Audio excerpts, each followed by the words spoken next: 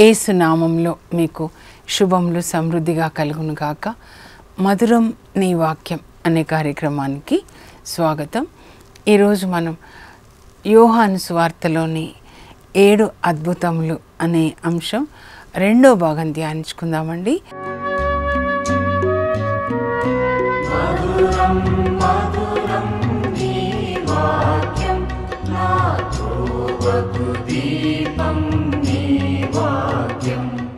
నిన్నటి దినాన మనము యేసు ప్రభు 5 రొట్టెలు 2 చేపలతో 5,000 మందికి ఆహారం ఇచ్చుట అనే అద్భుతాన్ని ధ్యానించుకున్నాం కదా.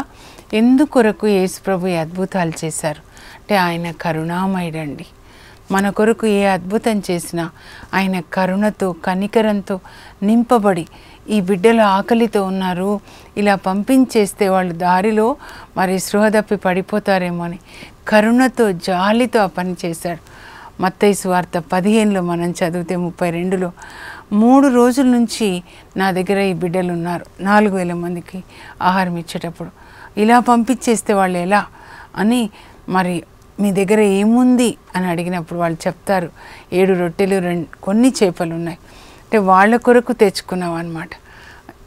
అపోస్తులు యేసు ప్రభు కోసం వాళ్ళ కోసం తెచ్చుకున్నవి తీసుకొని రమ్మని చెప్పి వాటిని మరి పరలోకం వైపు చూసి తండ్రికి వందనాలు చెప్పి ఆ తర్వాత వాటిని ఆశీర్వదించి త్రుంచి అప్పుడు శిష్యులకు ఇస్తారనమాట. ఎప్పుడైతే శిష్యులకు ఇవ్వడం ప్రారంభిస్తారో అవి పెరగడం ప్రారంభించామన్నమాట. అంటే ఏం నేర్చుకోవాలి?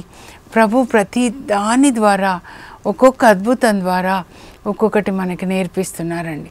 అది మనం ధ్యానించుకుందాం. ఏం నేర్చుకోవాలంటే మనకున్నది ఒకరితో పంచుకోవాలండి.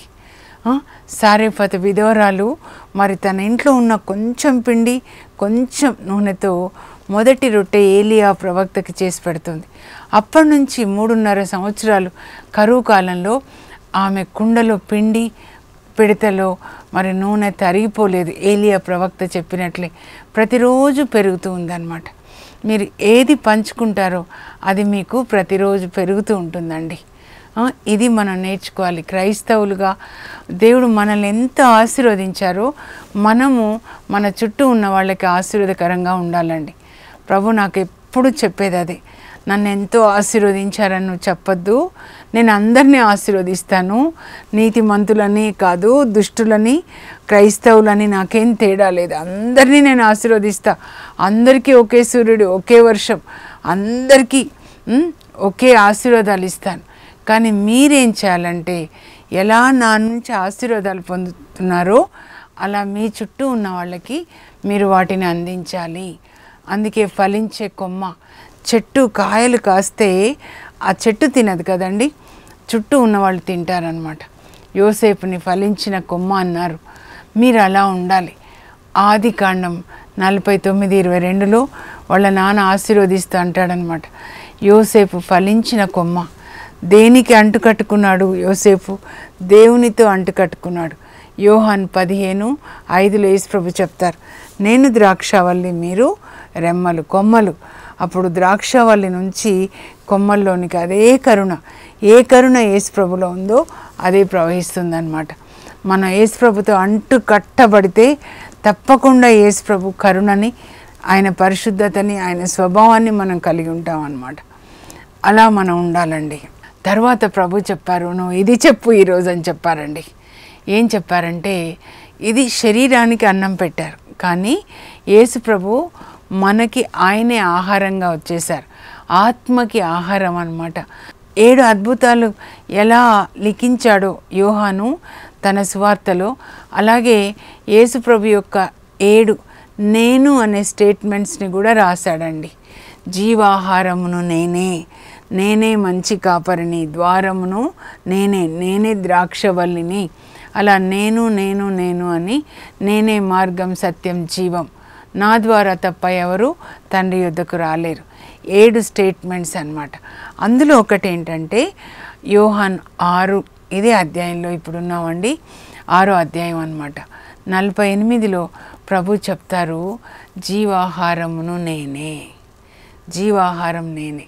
ఎందుకు ఆ మాటలు చెప్పారంటే యేసు ప్రభు ఈరోజు 5,000 మందికి ఆహారం పెట్టారు కదండి. మరుసటి రోజు యేసు ప్రభుని వెతుక్కుంటూ వస్తారనమాట. అప్పుడు ప్రభు చెప్తారు, నాకు తెలుసు మీరు ఎందుకు వచ్చారో, నిన్న రొట్టెలు తిని సంతృప్తులు అయ్యారు కదా, ఈరోజు కూడా ఆ రొట్టెలు దొరుకుతాయని వచ్చారు కదా. ఈ లోక సంబంధమైన ఆహారం అన్నమాట. అందుకని 6:27లో ప్రభు నాతో చెప్పిందండి ఈ మాట. ప్రతి మాట నేను చెప్తున్నాను, ప్రభు చెప్పింది, అందుకే ఇక్కడే ఉన్నాయి అన్నీ అన్నమాట. ఏమంటారంటే, రొట్టెలు తిని సంతృప్తులైనందున మీరు నన్ను వెతుకుతున్నారు కదా, కానీ నేను మీతో ఏం చెప్తున్నా అంటే అందరూ జాగ్రత్తగా వినండి. యోహాను 6:27, అశాశ్వతమైన భోజనంకై శ్రమింపవలదు, శాశ్వతమైన భోజనంకై మీరు శ్రమించండి, మనుష్య కుమారుడు దాన్ని మీకు ప్రసాదిస్తాడు. ఈ పొట్టకి మన అన్నం తింటాం కదండి, అశాశ్వతమైంది. ఎందుకంటే ఈ శరీరమే అశాశ్వతమైంది, ఇది మట్టిలోకి వెళ్ళిపోతుంది. దాని కొరక ఏమి తినేదమా, ఏమి త్రాగేదమా, ఏమి ధరించేదమా అని మీ జీవితాన్ని గురించి మీరు చింతించకండి. మీరు మొదట దేవుని రాజ్యం, ఆయన నీతిని వెతకండి. దేవుని రాజ్యం అంటే యేసుప్రభు అండి, దేవుడే దేవుని రాజ్యం అన్నమాట. ఆ యేసుప్రభు అంటే వాక్యం అన్నమాట. జీవాహారం నేనే. అశాశ్వతమైన భోజనానికి శ్రమించొద్దు, శాశ్వతమైన భోజనానికి మీరు శ్రమించండి. మనుష్య కుమారుడు అంటే దేవుని కుమారుడు నేనే, దాన్ని మీకు ఇస్తాను. నేను పరలోకం నుండి దిగి వచ్చిన ఆహారం, జీవాహారం నేనే. మీ పితరులు ఎడారిలో 40 సంవత్సరాలు మన్నాని భుజించారు, కానీ మరణిస్తారు. ఎడారిలో మరణిస్తారు కదండి. సంఖ్యాకాండం 14వ అధ్యాయంలో వాళ్ళు గొనుగుతారు దేవుని మీద, మేము చస్తే బాగుండు అంటారు. అప్పుడు ప్రభు అంటారు, చస్తే బాగుండు అన్నారా, మీ మాటని గౌరవిస్తాను, మీరు అలాగే ఇక్కడ చనిపోతారు. అందరు చనిపోతారండి, జాషువా, కాలేబ్ తప్ప అన్నమాట. 20 సంవత్సరాల పైబడిన వాళ్ళు అన్నమాట. వాళ్ళు మన్నా తిన్నారు ప్రతిరోజు, కానీ వాళ్ళు చనిపోయారు. కానీ ఇప్పుడు పరలోకం నుంచి దిగొచ్చిన మన్నా నేనే, నన్ను భుజించిన వాళ్ళు. 6వ అధ్యాయం జాగ్రత్తగా చదివితే 54 నుంచి చూద్దామండి. నా శరీరమును భుజించి నా రక్తమును పానము చేయువాడు నిత్య జీవమును పొందును, నేను వానిని అంతిమ దినమున లేపుదును. నిత్య జీవం అంటే మన ఆత్మ పరలోకంలో దేవునితో ఎల్లప్పుడూ ఉండడం అండి. శరీరం ఒకరోజు మట్టిలోకి వెళ్ళిపోతుంది, అప్పుడు ఈ ఆత్మ దేవునితో ఉండడం, దేవుని దగ్గరకి వెళ్ళిపోవడం అన్నమాట. ప్రసంగి 12:7లో, ఉపదేశకుడు 12:7లో సొలొమోను రాజు చెప్తాడు, మట్టి నుంచి వచ్చిన శరీరం మట్టిలోకి వెళ్ళిపోతుంది, దేవుని నుంచి వచ్చిన ఆత్మ సృష్టికర్త దగ్గరికి వెళ్ళిపోతుంది అని చెప్తాడనమాట. నేను వానిని అంతిమ దినమున లేపుదు. ఏలయన నా శరీరము నిజమైన ఆహారము, నా రక్తము నిజమైన పానము అని చెప్పినప్పుడు ఏంటి నా శరీరం అని చెప్తున్నాడు, వాళ్ళకి అర్థం కాదండి. ఈ బుర్రతో బైబిల్ గ్రంథం మనకు అర్థం కాదు, పరిశుద్ధ ఆత్మ దేవుడే మనకి వివరించాలి. ఎందుకంటే ఆయనే రాశాడనమాట, 40 మంది ప్రవక్తల ద్వారా రాశాడు. అప్పుడు నా శరీరంను భుజించుట అంటే ఏంటి, యేసు ప్రభు ఎవరు, ఒక స్క్రిప్చరు ఇంకొక స్క్రిప్చర్తో టెస్ట్ చేయాలండి. అంటే ఒక లేఖనం ఇంకొక లేఖనంతో టెస్ట్ చేయాలన్నమాట. అప్పుడు యోహాను సువార్తలోనే ఇక్కడే 1వ అధ్యాయం మీరు చదివితే, ఆదిలో వాక్కు ఉండను, ఆ వాక్కు దేవుని యొద్ద ఉండను, వాక్కు దేవుడై ఉన్నాడు. వాక్కు అంటే యేసు ప్రభుని వాక్కు అంటున్నారు అన్నమాట. ఇదే యోహాను 1వ లేఖలో కూడా ఎలా రాస్తాడంటే, సజీవమైన వాక్కును మేము చూసాం, ఆది నుంచి ఉన్న వాక్కును చూసాము, మా కళ్ళు చూసాయి, మా చేతులు ఆ వాక్కుని తాకాయి. ఎవరో వాక్కు అంటే యేసు ప్రభు అన్నమాట. ప్రకటన 19:13లో కూడా యోహానే రాస్తాడు కదండి. అక్కడ ఏమంటాడంటే, రక్తంలో ముంచబడిన వస్త్రాలు ఆయన ధరించి దేవుని వాక్కు అనే నామంతో ఆయన పిలువబడుతున్నారు. ఎవరండి ఆయన? యేసుప్రభు అన్నమాట. శరీరాన్ని భుజించడం అంటే యేసుప్రభు ఏం చెప్తున్నారంటే, నా వాక్యాన్ని మీరు చదివి దాన్ని పాటించాలి. వాళ్ళు మరి రాతి పునాది మీద ఇల్లు కట్టుకున్న వాళ్ళు. రాయి అంటే కూడా యేసుప్రభే అండి, ముఖ్యమైన మూలరాయి, పనికిరాదని పారవేసిన రాయి ముఖ్యమైనది, పునాది రాయి మన జీవితానికి అన్నమాట యేసుప్రభు. ఆయన వాక్యం, తండ్రి నోటి నుంచి వచ్చిన వాక్యం. నన్ను భుజించండి అంటే ఆయన వాక్యాన్ని మనం పఠించి పాటించి ప్రకటించాలన్నమాట. 30 అంతలు, 60 అంతలు, 100 అంతలు. అందుకే ప్రకటన గ్రంథం దర్శన 1వ అధ్యాయంలో మీరు బిగినింగ్లో ఏంటంటే 3వ వచనం చూస్తే, ఈ గ్రంథంలోని ప్రవచన వాక్కులను పఠించువారు ధన్యులు, వాటిని పాటించువారు ధన్యులు అని చెప్తున్నారు. ముందు చదవాలి, తర్వాత దాన్ని పాటించాలి. అదే అండి ఆయన శరీరాన్ని భుజించడం అంటే. మరి ఆయన రక్తాన్ని పానం చేయడం అంటే ఇంకొక చోట చూద్దాం. యేసుప్రభు యొక్క రక్తాన్ని గురించి యోహానే రాస్తాడండి. యోహాను మొదటి లేఖలో 1వ అధ్యాయంలో 7వ వచనం, ఆయన యేసుప్రభు వెలుగులో ఉన్నట్లే మీరు కూడా వెలుగులో ఉన్నట్లయితే ఒకరితో ఒకరు సహవాసాన్ని కలిగి ఉంటే ఆయన పుత్రుడగు యేసు రక్తం మనల్ని ప్రతి పాపం నుంచి కడిగేస్తుందన్నమాట. ఆయన రక్తాన్ని త్రాగడం అంటే ఆయన రక్తంతో మన పాపాలని కడిగి వేసుకోవాలి. ఇక్కడ దానికి ఆన్సర్ వస్తుంది. త్రాగుట అంటే రక్తాన్ని, ఆయన రక్తంలో మనల్ని కడుక్కోవాలి, ప్రతి పాపాన్ని కడుక్కోవాలన్నమాట. యేసు రక్తం మనల్ని ప్రతి పాపం నుంచి కడిగేస్తుంది. ప్రతిరోజు 5 సార్లు కనీసం కడుక్కోవాలి మన శరీరాన్ని, కళ్ళు, ఇవి, తర్వాత మనస్సు, ఆలోచనలు, తర్వాత మన ఆత్మ అన్నీ కూడా. యేసుక్రీస్తు వచ్చునాటికి మనకి శాంతి నొసగు దేవుడు మీ ప్రాణాత్మ శరీరములను శుద్ధి చేయునుగాక. 1 తెస్సలోనిక 5:23లో పౌలు చెప్తున్నాడు. యేసుక్రీస్తు ఇప్పుడు రాబోతున్నారు. ఆయన వచ్చే లోపల పరిశుద్ధాత్మ ఏం చేస్తారంటే ఒక చేత్తో యేసు రక్తం తీసుకొని మనల్ని శుద్ధి చేస్తాడు, ఇంకో చేత్తో సబ్బు అంటే దేవుని యొక్క వాక్యం అండి. మలాకి 3:2లో చెప్పినట్లుగా ఆ సబ్బు తీసుకొని మనల్ని శుద్ధి చేస్తాడనమాట. యేసు ప్రభు కూడా అంటారు చూడండి, నేను మీతో చెప్పిన మాటల వల్ల మీరు శుద్ధిలవుతారు. యోహాన్ 15:3 అనమాట. సో ఇది చెప్పమన్నారండి. అమ్మ వాక్యము ఇలా పంచిపెట్టానని బాగుంది. మరి ఎవరు షేర్ చేసుకుంటే వాళ్ళు అది పెరుగుతూ ఉంది అని కూడా బాగుంది. కానీ ఈ శరీరానికి కాదమ్మా నువ్వు చెప్పాల్సింది ఆత్మ సంబంధమైన ఆహారం అన్నమాట. అందుకే సైతాను కూడా శోధించినప్పుడు యేసుప్రభు 40 దినాలు ఉపవాసం ఉన్న తర్వాత ఆకలేస్తుంది శరీరానికి. సైతాను శోధిస్తాడు, నువ్వు దేవుని కుమారుడు అయితే ఈ రాళ్ళు రొట్టెలుగా మార్చుకో, నీ ఆకలి తీర్చుకో. అప్పుడు యేసుప్రభు చెప్తారు, మానవుడు కేవలం రొట్టె వలన కాక దేవుడు వచించే ప్రతి వాక్కు వలన జీవిస్తాడు. మత్తయి 4:4 చెప్తారు. ఈ శరీరానికి కాదు ముఖ్యమైనది.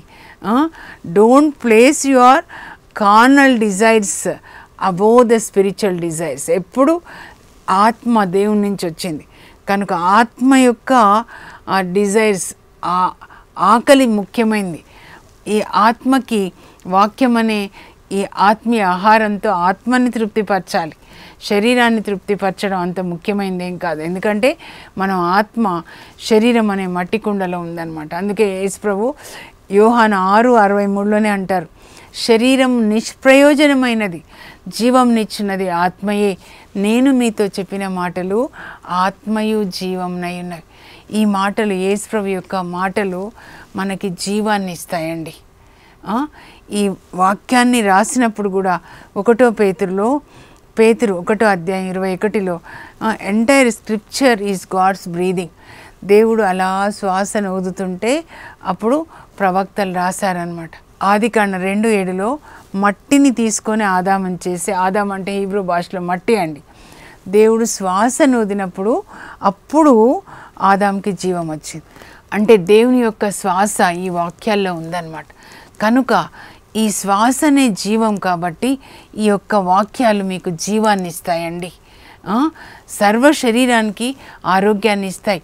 సామెతలు 4:22లో చెప్తారు. ఇదిగో 20 నుంచి మీరు చదివితే ఈ మాటలు కుమారా కుమార్తె, ఈ దేవుని యొక్క మాటలు నీ కన్నుల ఎదుట నుంచి పక్కకు పోనీయొద్దమ్మా, నీ చెవుల నుంచి నీ చెవి యొగ్గి ఈ మాటలు జాగ్రత్తగా నువ్వు ఆలకించు, నీవు వాటిని హృదయంలో దాచుకో, నువ్వు వాటిని పాటించినట్లయితే నీ సర్వ శరీరానికి అవి ఆరోగ్యాన్ని ఇస్తాయి. సర్వ అంటే మనసుకి, ఆత్మకి, శరీరానికి అన్నమాట. ఈ వాక్యం యొక్క విలువ మీరు గ్రహించాలని నా వేదన. ఎందుకంటే 37 సంవత్సరాలు నేను కూడా ఈ వాక్యం తెలియకుండా గుడ్డిగా ఉన్నాను అన్నమాట. సైతాను మన కళ్ళకి గుడ్డితనాన్ని కలుగజేస్తాడండి. ఈ లోక ఆశలన్నీ మనం చూసేటట్లుగా దేవుని యొక్క వెలుగుని బైబిల్ గ్రంథంలో చూడకుండా ఈ లోకాన్ని చూపిస్తాడు. యేసు ప్రభుతో కూడా అంటాడు కదా, చూడు ఇదంతా వైభవాన్ని చూపించి ఇదంతా నేను నీకు ఇస్తా నువ్వు నన్ను ఆరాధిస్తే. మనకు కూడా ఈ మట్టి కన్నులతో ఈ భూమి మీద మట్టి మీద ఉన్నవన్నీ మట్టివి చూపిస్తాడు. కానీ పరిశుద్ధాత్మ మనలోనికి వస్తే వీఆర్ బార్న్ అగైన్, మరలా జన్మిస్తాం, మన ఆత్మ జన్మిస్తుంది. అప్పుడు ఆత్మ కన్నులకి పరిశుద్ధాత్మ పరలోకాన్ని, దేవుని మహిమని బైబిల్ గ్రంథంలో అలాగే ఈ కన్నులతో పరలోకాన్ని చూపిస్తారు. అలా చూసే మరి ప్రకటన దర్శన గ్రంథాన్ని రాశాడనమాట. దేవుని యొక్క ఆత్మ చూపిస్తారు. యోహాను అలా రాస్తాడనమాట. అది చెప్పమన్నారు. ఈ లోక సంబంధమైనది కాదమ్మా, నేను ఇంతమందికి ఆహారం, ఇది ఈ జీవాహారం అన్నమాట. దేవుని యొక్క వాక్యము యేసుప్రభు 5,000 మందికి 4,000 మందికి అలా బోధిస్తూ ఉన్నారు. ఈ ఆహారాన్ని మనం పంచిపెట్టాలన్నమాట. అది ఆ తర్వాత నెక్స్ట్ ఏంటంటే ఇంకా శిష్యులు అలసిపోతారు కదండి, అప్పుడు వాళ్ళని పడవలో కూర్చోబెట్టి ఇంటికి వెళ్ళమంటారు. కఫర్నాంలో పేతురు వాళ్ళ ఇంట్లో ఉంటారనమాట సువార్త బోధించిన అన్ని రోజులు. ఇంకా యేసు ప్రభు దగ్గరికి అందరూ వస్తుంటే వాళ్ళ బాధలు చెప్తారు, స్వస్థతని ఇస్తారు, దయాల నుంచి విడుదల. అందరూ వెళ్ళిపోయిన తర్వాత ఆయన ఏకాంతంగా తండ్రితో మాట్లాడతారు. తండ్రి అప్రిషియేట్ చేస్తారు, నాన్న వెల్ డన్ నాన్న, నువ్వు చక్కగా నేను చెప్పినట్లుగా చేస్తున్నావు, నువ్వు నా ప్రియమైన కుమారుడు. ఆ తండ్రి కుమారులు మాట్లాడుకుంటారు. తర్వాత యేసు ప్రభుకు తెలుస్తుంది పడవ ఇటు నుంచి ఇటు వెళ్ళలేదు కానీ పెనుగాలికి దూరంగా కొట్టుకొని వెళ్తూ ఉంది అని. అప్పుడు ఆయన నీటి మీద నడుస్తూ పడవ వైపు వెళ్తున్నారండి. నాకు చాలా ఇష్టం. నేను మత్తయి సువార్త 14వ అధ్యాయంలో ఇది చదువుతానండి, 28 నుంచి 33 వరకు. వేకువ జామున యేసు ప్రభు నీటి మీద నడుచుచు ఆ పడవని, తన శిష్యులని, ప్రేమైన వాళ్ళని వెతుక్కుంటూ వెళ్తున్నారు. మిమ్మల్ని కూడా వెతుక్కుంటూ వస్తారు, ఎందుకంటే మీరు ఆయనకి ప్రియమైన బిడ్డలు. ఆయన సృష్టి, ఆయన చేతి పని, తన రక్తాన్నిచ్చి మిమ్మల్ని కొనుక్కున్నాడు. అప్పుడు యేసుప్రభు అలా వస్తుంటే వాళ్ళు శిష్యులు భయపడి అమ్మోభూతం అంటారు. జీసస్ని చూసి అట్లా అంటారు, అంటే అంత భయంతో ఉండిపోతారు.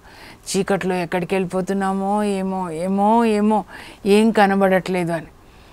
ప్రభు అంటారు, భూతం కాదు నేనే, భయపడకండి, నేనున్నాను కదా.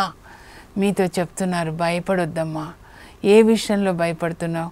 నేనున్నాను కదా, నీ బాధ ఏంటో నాకు తెలుసు అని చెప్తే అప్పుడు పేతురు ఏమంటాడండి, నిజంగా నువ్వేనా ప్రభా, నిజంగా నువ్వు అవుతే నువ్వు ఎట్లా నీళ్ళ మీద నడిచి వస్తున్నావో నేను కూడా అలాగే నడిచి రావాలి, అలా నడిచి రమ్మని నాకు ఆజ్ఞ ఇవ్వండి. పేతురు చాలా ఎక్సైటెడ్ అవుతాడనమాట. He was so excited, he wants to imitate Jesus అనమాట. నేను కూడా అలా రావాలి, ఎక్సైట్మెంట్ వస్తుంది కానీ ఇమీడియట్గా చేయడండి. పేతురు చూడండి అలా నడిచి రావడానికి నాకు ఆజ్ఞ ఇవ్వరా ప్రభా?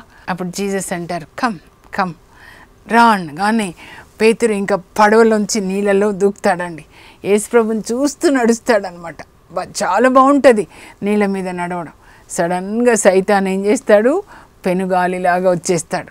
అప్పుడు ఆ నీళ్ళలో ఇలా ఆయన మునిగిపోతుంటే భయపడతాడు. భయపడి వెంటనే ప్రభు నన్ను రక్షించు, చేతులు చాస్తాడు, ప్రభు నన్ను రక్షించు. అప్పుడు జీసస్ ఎంత దూరంలో ఉన్నారు, వెంటనే పేతురు దగ్గరికి వచ్చి పేతురు చేతులు పట్టుకొని కాపాడతారు, నీళ్ళలోంచి బయటికి తీస్తాడు.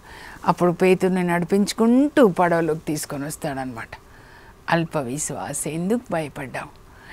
ఎందుకు మీరు భయపడుతున్నారు? ముందుకు వెళ్తున్నప్పుడు కానీ జీవితంలో మరి సముద్రం, సాగరం లాంటి జీవితంలో అలలు వచ్చినా భయపడొద్దండి. ఎందుకంటే మన చిన్న పడవలో యేసు ప్రభు ఉన్నారనమాట. భయపడొద్దు. కానీ అక్కడ ప్రభుకి ఏం నచ్చిందంటే పేతురు యేసు ప్రభువుని అనుకరించాలి. Peter wants to imitate Jesus. మనందరం కూడా యేసు ప్రభులాగా జీవించాలని యేసు ప్రభు యొక్క కోరిక అండి. అందుకే వాళ్ళని పిలిచినప్పుడు శిష్యులని, మీరు మత్తయి సువార్త 4వ అధ్యాయంలో మీరు చదివితే 17, 19 మీరు నన్ను అనుసరించండి, నేను మిమ్మల్ని మనుషులను పట్టువారుగా చేస్తాను. పీటర్ హార్ట్ ఏంటంటే జీసస్ లాగా బోధించాలి, జీసస్ లాగా స్వస్థతలు చేయాలి, జీసస్ లాగా చనిపోయిన వాళ్ళని లేపాలి. అలాంటి ట్రైనింగే పేతురుకి ఇస్తాడనమాట యేసు ప్రభు. మనం కూడా యేసు ప్రభుని అనుసరించాలి. పేతురు అలాగే అనుసరించాడు. అలాగే మరి దేవుని మహిమ కోసము సిలువలో కూడా యేసు ప్రభు లాగే మరణించాడనమాట. సిలువ మరణం వరకు కూడా యేసు ప్రభుని అనుకరించాడు. ఇమిటేషన్ ఆఫ్ క్రైస్ట్ అనమాట. కానీ దేవునికి విధేయించాడు. మీరు రమ్మని పిలిస్తేనే నేను వెళ్తాను ప్రభా.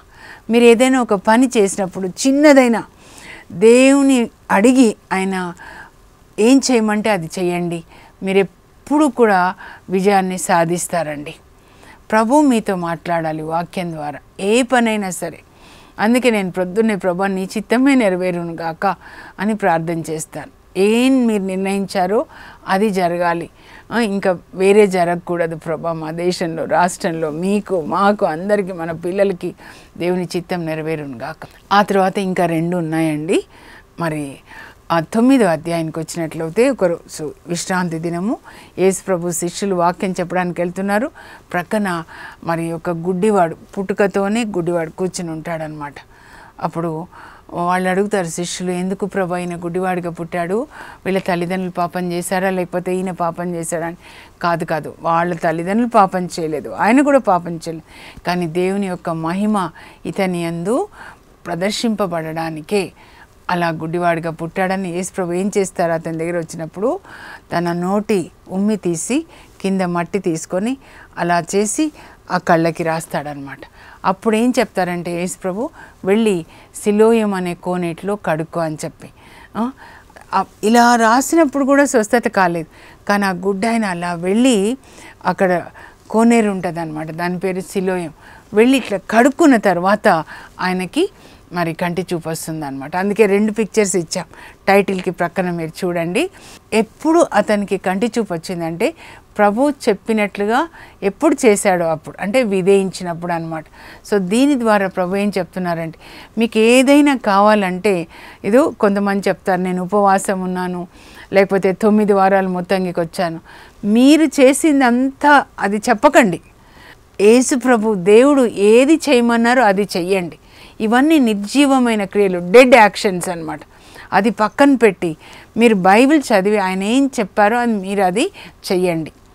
అప్పుడు మీరు అడిగింది ఆయన చేస్తారనమాట. ఆయనకి కంటి చూపు కావాలి, కానీ అడగలేదు కూడా ఇక్కడ అవుతాయి. కానీ ప్రభువే తన అనంతమైన ప్రేమను బట్టి అతనికి స్వస్థత. ఇలా అన్నప్పుడు కళ్ళు రావచ్చు కదండి, కానీ వెళ్ళి కడుక్కో. సిలోయము అంటే అక్కడ బ్రాకెట్లు ఏమి ఇచ్చారంటే మీరు చదువుకోండి. సిలోయం అనగా పంపబడినవాడు.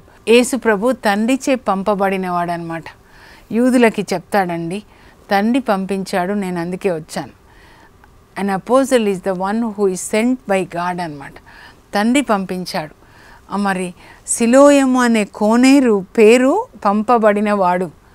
ఆ కోనేటిలో ఉన్న నీటిని పంపబడినవాడు అంటే అర్థం ఏంటంటే నీటిలో కడుక్కోండి అంటే యేసు ప్రభు వాక్యంలో మీ కళ్ళని కడుక్కోండి అని చెప్తున్నారనమాట. ఎందుకంటే సైతాను మన కళ్ళకి గుడ్డితనాన్ని కలుగజేస్తాడండి.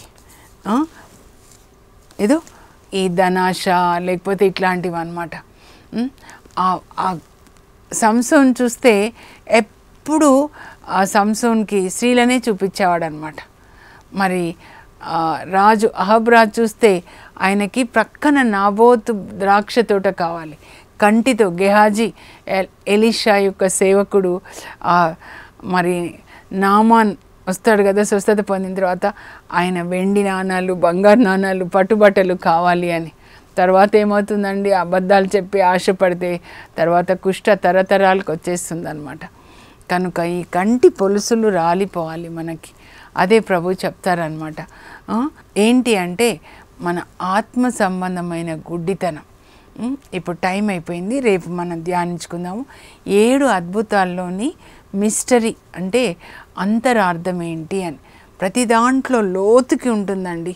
అందుకే పడవలో యేసుప్రభు ఏమంటారు, లూకా సువార్త 5లో పడవని లోతునకు తీసుకొని వెళ్ళి వల వేయండి. సముద్రం లాంటిదండి బైబిల్. మీరు లోపలికి వెళ్తూ ఉండాలన్నమాట.